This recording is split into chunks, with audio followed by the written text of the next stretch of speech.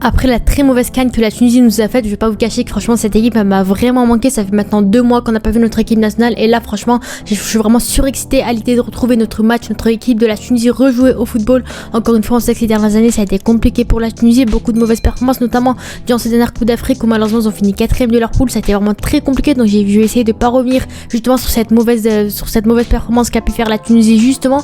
Donc voilà, si la vidéo vous intéresse n'hésitez pas à vous abonner et à liker et ce que je dis comme d'habitude. Bonne vidéo à tous.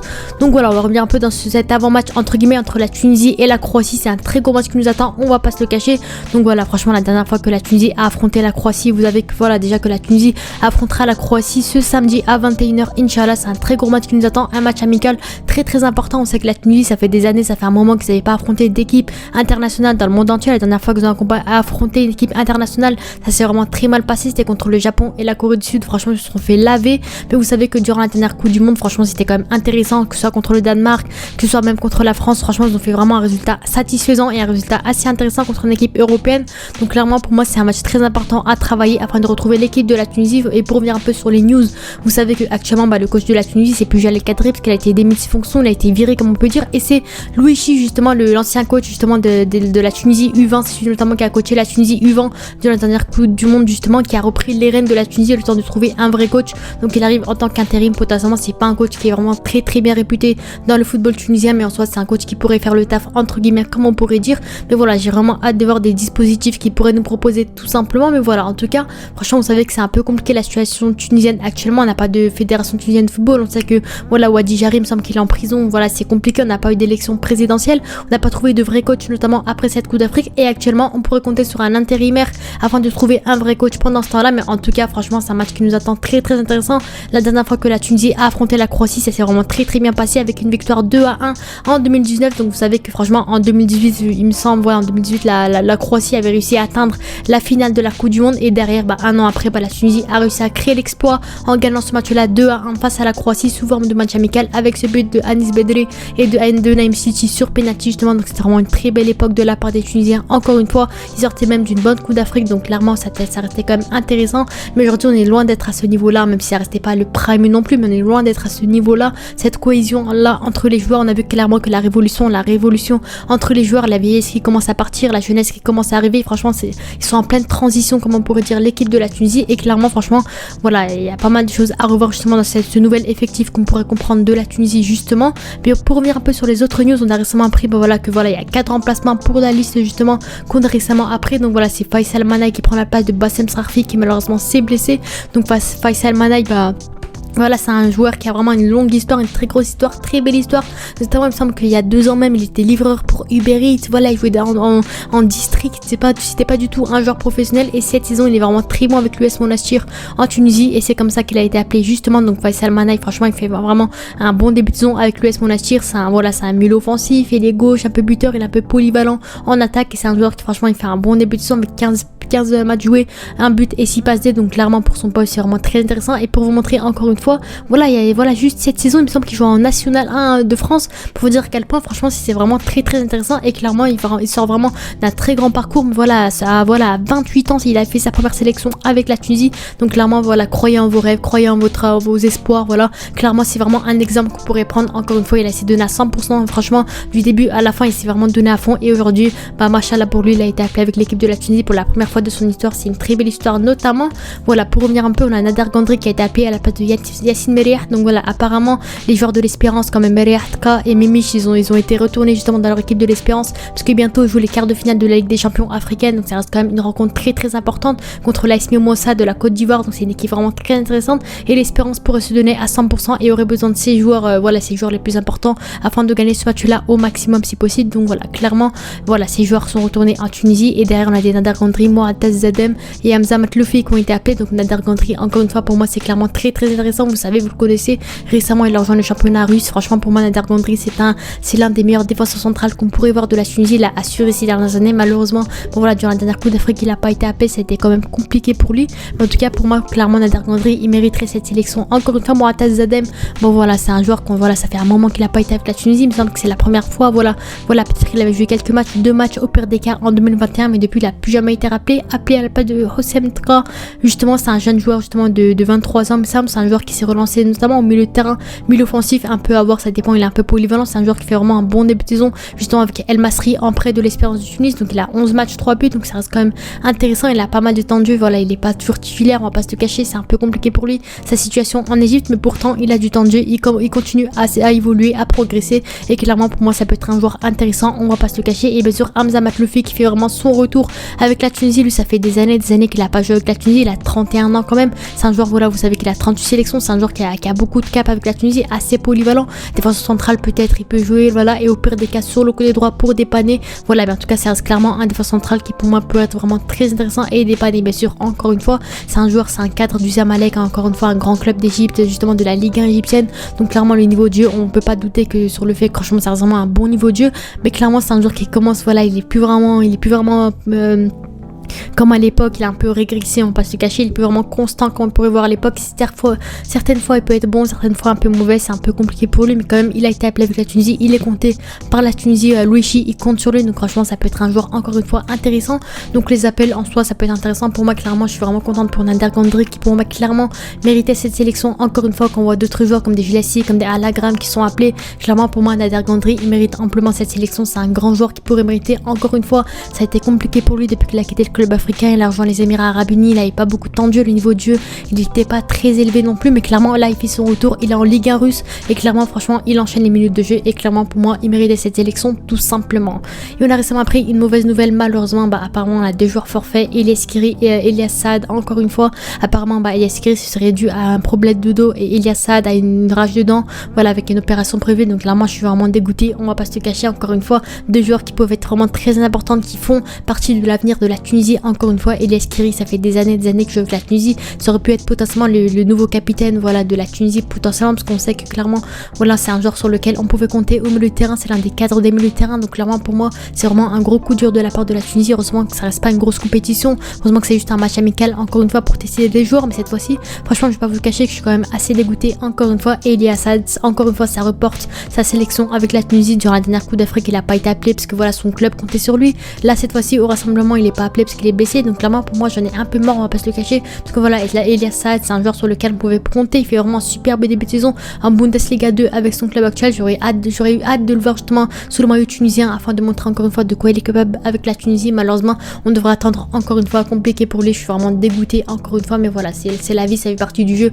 Encore une fois 2 joueurs forfaits, 2 joueurs qui peuvent être vraiment très intéressants, encore une fois je suis vraiment dégoûtée, mais voilà on va voir un petit peu qui est-ce qui va remplacer ces joueurs. Pour l'instant c'est pas vraiment qui va remplacer ces joueurs, voilà il y a peut-être du suspense sur pas mal de milieux de terrain, sur des attaquants potentiellement, mais en tout cas clairement c'est la dernière news qu'on aurait pu avoir, voilà vous pouvez le voir un peu il y a 20h, donc voilà Skiri et Saad malheureusement sont forfaits tout simplement. Mais voilà pour revenir un petit peu sur le tournoi organisé justement, voilà programme du Cup Cairo, voilà vous savez que la compétition a été reportée en Égypte, justement de base elle a été prévue aux Émirats Arabes Unis, mais là elle se jouera au Caire en Égypte, donc le match sera Tunisie-Croatie comme d'hab le 22 mars à 21h Inch'Allah samedi, et bien sûr un deuxième match Tunisie contre Égypte ou Nouvelle-Zélande, ça dépend un petit peu du match là, le 25 ou 26 mars en finale s'y qualifient, ou sinon pour la 3ème place, donc si la Tunisie gagne contre la Croatie ils iront en finale et joueront contre l'Égypte ou la Nouvelle-Zélande, et à l'inverse s'ils perdent ils joueront contre les 2 équipes pour la place de la 3ème place. Donc voilà, dans tous les cas il y aura 2 matchs Inch'Allah, on s'en fout un peu du classement de la Tunisie, l'essentiel c'est de travailler un maximum, de tester un maximum de joueurs si possible, mais voilà en tout cas clairement ça peut être vraiment des matchs très très intéressants. D'un côté la Croatie c'est vraiment le plus gros match qu'on pourrait avoir, le match le plus intéressant encore une fois afin de tester les capacités de la Tunisie aux yeux du monde entier encore une fois, et bien sûr Tunisie contre Égypte ou Nouvelle-Zélande clairement ça peut être vraiment un adversaire très intéressant. Vous savez que durant la dernière Coupe du Monde ça a été quand même compliqué, vous savez que malheureusement la Tunisie avait perdu contre l'Australie, ça reste une équipe assez similaire même si quand même ça reste un peu rien à voir, mais voilà par rapport au lieu géographique où ils sont tous les deux ça peut être un style assez similaire, et l'Égypte encore une fois l'un des plus gros rivales de la Tunisie, clairement ça peut être intéressant encore une fois. Mais voilà pour revenir un peu sur la liste de la Tunisie, encore une fois voilà on a eu des listes comme ça, malheureusement voilà Memich est parti, on a d'autres joueurs comme des Mereh qui est parti, des Tra qui est parti encore une fois, donc voilà potentiellement on a des joueurs qui pourraient remplacer. Vous savez voilà comme on peut voir un petit peu avant on a des Faisal Malek qui l'a remplacé, des Nader Gandri, Moataz Zadem et Hamza Matloufi encore une fois potentiellement, donc à voir un petit peu qu'est-ce qu'on pourrait voir, mais clairement sur le papier pour moi au milieu de terrain c'est là où on pourra tester un maximum de joueurs si possible, des Leidouni par exemple, des Hamza Rafia, des Hadi Mahmoud, clairement pour moi c'est les joueurs à surveiller durant ce rassemblement. Clairement c'est un joueur dont on parle beaucoup ces derniers temps dans le championnat suisse où clairement il rayonne, il est vraiment très intéressant avec le Lugano. Malheureusement dans la dernière dernière Coupe d'Afrique, il a pas eu le droit à sa chance, il a pas eu beaucoup de temps de jeu. C'est pour ça qu'on connaît pas vraiment son niveau sous le maillot tunisien justement, mais clairement pour moi c'est un joueur à tester encore une fois qui pourrait mériter une titularisation, voire du temps de jeu, etc. Voilà, Ben Ramdan, Sami Chouchan, encore une fois qui est très bon avec les jeunes de Brighton et clairement pourra mériter du temps de jeu. Voilà, c'est l'avenir de la Tunisie, encore une fois, hein, c'est la succession, c'est la nouvelle génération. Donc clairement pour moi il pourrait mériter du temps de jeu encore une fois, et j'ai vraiment hâte justement de voir Saïf Al-Taïef et Elias Achouri s'illustrer et voilà commencer à s'habituer sur le maillot tunisien justement. On a clairement vu comme Sekni, voilà des anciens joueurs comme des Sliti, comme des Srarfi qui malheureusement pour moi laisseront leur place à la nouvelle génération tunisienne, et c'est pour moi sur des Achouri ou sur des Taïef qu'on pourra compter, mais sur Elias Saad aussi qui malheureusement a été forfait. Donc clairement pour moi c'est sur Achouri et Saïf Al-Taïef qui sont vraiment très très bons avec leur club actuellement, qui pour moi devraient s'illustrer sous le maillot tunisien tout simplement. Voilà, vous savez que durant la dernière Coupe d'Afrique c'était quand même compliqué pour la Tunisie. Voilà, ce match nul contre le Mali ça fait que voilà ils ont pas réussi à se qualifier. Ensuite avec le match nul contre voilà c'était quand même compliqué, donc malheureusement contre l'Afrique du Sud voilà. Et là on a vu clairement que la composition n'était pas oufissime, le 4-4-2, le 4-3-3 ça dépend un peu comment vous le voyez vous. Ça a été quand même compliqué avec un Ben Slimane, avec un Hamza Rafia qui n'était pas très redondant sur le côté, mis à part le fait que Hamza Rafia clairement pour moi ça a été l'un des meilleurs joueurs tunisiens de cette dernière Coupe d'Afrique. On a clairement vu que Msekni en tant que numéro 9 c'était quand même très compliqué, et Elias Achouri n'était pas très confiant sous le maillot tunisien sur le côté gauche, et la défense était quand même assez fébrile, surtout Yassine Mriah qui malheureusement ça a été quand même compliqué pour lui. Et durant ce prochain rassemblement encore une fois on n'aura pas le droit à cette charnière Mriah Talbi, d'un côté Talbi qui est forfait malheureusement, j'espère Inch'Allah bon rétablissement à lui, et Mriah qui devra assurer avec l'Espérance Tunis sous la Ligue des Champions justement face au Mimosa justement. Et Elias Kiri voilà qui est forfait, il y a pas mal de joueurs forfaits, Msekni qui n'a pas été appelé, Ben Slimane qui n'a pas été appelé, donc clairement l'effectif va se renouveler entre guillemets par rapport à la dernière Coupe d'Afrique. On va compter sur d'autres joueurs justement, et clairement si je dois revenir un peu sur ma composition probable à moi potentiellement, clairement voici ma composition probable que j'aimerais voir justement. Donc voilà, il y a quelques changements à faire parce que voilà il y a eu pas mal de forfaits, ça a été quand même compliqué pour lui. Clairement ça a été pour moi, voilà pour moi c'est la composition qu'on pourrait voir avec voilà peut-être voilà, mais j'ai mis mes miches, mais voilà vous savez que malheureusement ça va être compliqué parce qu'il n'a pas été appelé etc. Pour moi clairement on pourrait tester peut-être un Dahmen qui pourrait faire son retour avec la Tunisie, peut-être un Moïse Arsène encore une fois clairement, parce que pour moi Ben Saïd voilà on sait que c'est le gardien numéro 1, on le connaît clairement. Voilà clairement Ben Saïd on l'a vu durant la dernière Coupe d'Afrique où clairement il a été quand même intéressant, donc franchement pour moi il n'y a aucun débat là-dessus. Peut-être mettre un Ben Saïd, peut-être mettre un Dahmen potentiellement. Latéral gauche Ali Abdi encore une fois qui est très bon avec Caen, qui pour moi c'est la succession de Ali Maloul, et clairement pour moi il n'y a aucun débat là-dessus. En défense centrale Mriah il n'a pas été appelé, donc clairement pour moi peut-être tester un Nader Gondry et un Dylan Brown potentiellement, parce que pour moi Nader Gondry clairement il a encore le niveau de jeu qu'il faut par rapport à des Jlassi, par rapport à des Alagram ou pas mal d'autres joueurs. Clairement pour moi Nader Gondry c'est pour moi il mériterait cette titularisation, et Dylan Brown encore une fois qui pour moi fait son retour avec la Tunisie, il est très bon avec le Servette en ce début de saison. Clairement voilà par rapport aux années on aurait pu le critiquer, ça a été quand même compliqué pour lui ces dernières années avec la Tunisie. Clairement là c'est le moment pour lui de faire son retour, son comeback et trouver du temps de jeu avec la Tunisie. Et sur le côté droit je mettrais bien sûr Amin Cherni potentiellement ou Gaïs Zerlouni potentiellement du club africain. Donc Amin Cherni il a été appelé durant ce rassemblement justement durant la dernière Coupe d'Afrique, malheureusement il n'a pas été compté de la part de Jalal Kadri, c'était quand même compliqué pour lui, et là c'est son opportunité, sa chance à lui d'être appelé avec la Tunisie. Là avec Laval en Ligue 2 il est vraiment intéressant, il a beaucoup de temps de jeu, donc clairement pourquoi pas le tester. Après lui c'est plus un latéral gauche, on va pas se le cacher, voilà c'est plus un joueur qui joue sur le côté gauche en tant que piston ou latéral gauche, mais il pourrait clairement aussi tester sur le côté droit, il pourrait être intéressant encore une fois. Et au pire des cas mettre Gaïs Zerlouni qui pour moi est très bon avec le club africain, pourrait mériter du temps de jeu. Voilà voir un peu la comparaison entre le niveau international et le niveau justement de Ligue 1 tunisienne potentiellement. Mais voilà clairement pour moi c'est deux joueurs qu'on pourrait alterner sur le côté droit encore une fois. Peut-être voilà Keshrida parce qu'on le connaît clairement, pas besoin de le mettre titulaire, on le connaît, c'est un bon joueur défensivement. Offensivement c'est quand même un peu faible, mais défensivement c'est vraiment assez solide. Au milieu de terrain maintenant avec Hadji Mahmoud pour moi qui pourrait clairement être titularisé encore une fois. Hamza Rafia en tant que numéro 8, tous les deux qui pourraient être intéressants. Et bien sûr en tant que milieu défensif si j'avais mis Skiri, voilà il a été récemment forfait, donc clairement pourquoi pas mettre un Leidouni potentiellement. Voilà quand on va un petit peu sur l'élite, pour moi peut-être faire un trio avec Rafia, Mahmoud, Leidouni potentiellement. Certes Leidouni c'est un peu compliqué pour lui depuis 2024, il a pas beaucoup de temps de jeu avec l'Union Berlin, voilà il enchaîne pas beaucoup les minutes de jeu, donc peut-être un peu plus prioriser un joueur qui a beaucoup de temps de jeu. Voilà peut-être un Ben Ramdan, un Sami Chouchan potentiellement, et pour moi clairement voilà ça n'a pas encore le niveau qu'il faut pour être titulaire, surtout face à une équipe comme la Croatie justement.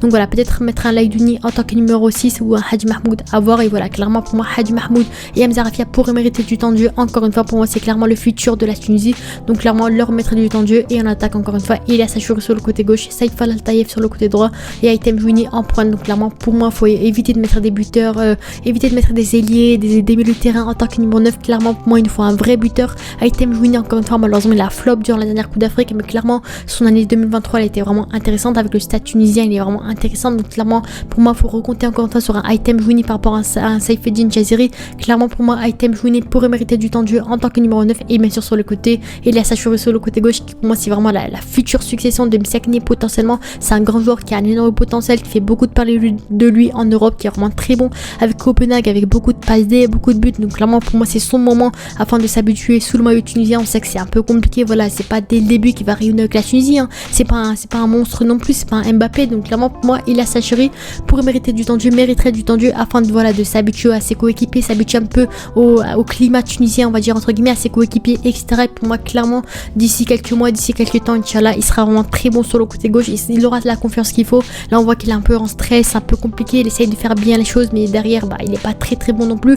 Donc clairement pour moi il pourrait mériter ce temps de jeu afin d'un peu s'habituer sur le maillot tunisien tout simplement. Saïf Al-Taïef clairement sur le côté droit qui pour moi c'est exactement la même chose que Achouri, c'est un peu compliqué pour lui c'est un peu encore pire, voilà, il a pas beaucoup de temps de jeu, il a pas beaucoup la confiance des coachs et derrière il a pas la chance de montrer un peu son niveau, de quoi il est capable. Donc clairement pour moi c'est deux ailés, c'est deux jeunes cracks potentiels et deux jeunes futures générations de la Tunisie. Donc clairement pour moi faut les faire jouer un maximum afin qu'ils puissent s'habituer avec la Tunisie d'ici la prochaine Coupe d'Afrique Inch'Allah au Maroc. Et bien sûr en pointe Item Juni potentiellement. Donc dites-moi vous avez en commentaire.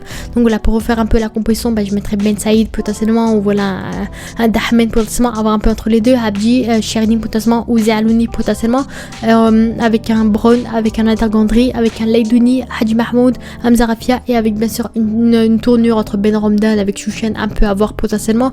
Et on attaque bien sûr Achouri, Jouini et le Taïef potentiellement. Donc pour revenir un peu sur la compo, peut-être voilà Jaziri un peu à voir, mais on le connaît exactement, on le connaît par cœur un peu qui il est. Voilà, peut-être mettre un Oussama Adedi sur le côté gauche qui pourrait être intéressant encore une fois. Peut-être une défense à 3 aussi potentiellement. Certains parleraient d'une défense à 3 avec un Oussama Adedi potentiellement sur le côté gauche, à voir un peu ce que le coach nous réserve. Mais pour moi au vu du nombre de latéraux qui ont été appelés, clairement on jouera son défense au minimum à 4 potentiellement. Et bien sûr je vous présente un peu une compo qui a été illustrée par certains gens sur Twitter etc. pour revenir un peu débattre là-dessus. Voilà, certains penseraient à ça.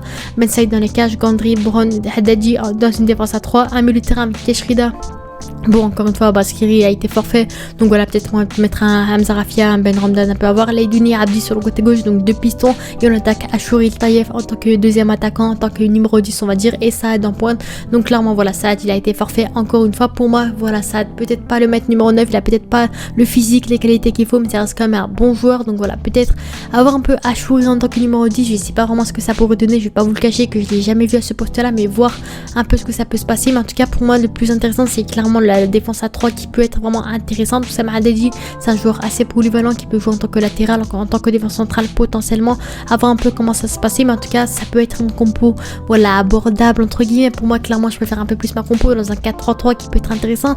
Après on a vu que le 4-3-3 n'était pas vraiment rayonnant durant ces derniers temps. Certains pourraient parler d'un 3-4-3 potentiellement avec deux pistons. On a vu que les pistons ça ne marchait très bien avec la Tunisie, donc clairement à voir qu'est-ce qu'on pourrait faire etc. Mais en tout cas voilà, ça peut être une bonne compo encore une fois, bien sûr sans compter Meriah, Memich et Skiri qui malheureusement ne seront pas présents au rassemblement. Mais clairement pour moi ça peut être vraiment un très bon rassemblement à travailler encore une fois face à la Croatie. C'est une grosse adversité. Encore une fois on a clairement vu que le dernier match a été une victoire certes, mais là ça va être bien plus compliqué avec des Modric, avec pas mal de joueurs en face, des Brozovic, pas mal de grands joueurs. Ça va être vraiment très compliqué. Mais clairement pour moi c'est pas le résultat qu'il faudra aller chercher, c'est plutôt le dispositif, la compo, les joueurs alignés, voilà, faire les bons choix qu'il faut, tester un maximum de joueurs, un maximum de rotation, de changements et pas mal de choses. Et clairement c'est ça pour moi qui sera le plus intéressant, que les joueurs coopèrent entre eux, trouvent un peu une relation entre eux et apprennent à jouer ensemble. Justement on a vu durant la dernière Coupe d'Afrique que clairement la plupart des joueurs se connaissaient pas entre eux, il y avait beaucoup trop de nouveaux. Donc clairement pour moi c'est le moment ou jamais afin d'apprendre à se connaître, afin d'apprendre à trouver des dispositifs de jeu, que le coach instaure vraiment une tactique de jeu. Encore une fois c'était vraiment le gros problème de Jalel Kadri, il n'avait pas de tactique de jeu et derrière ça a été vraiment compliqué, on n'a rien fait sur le terrain.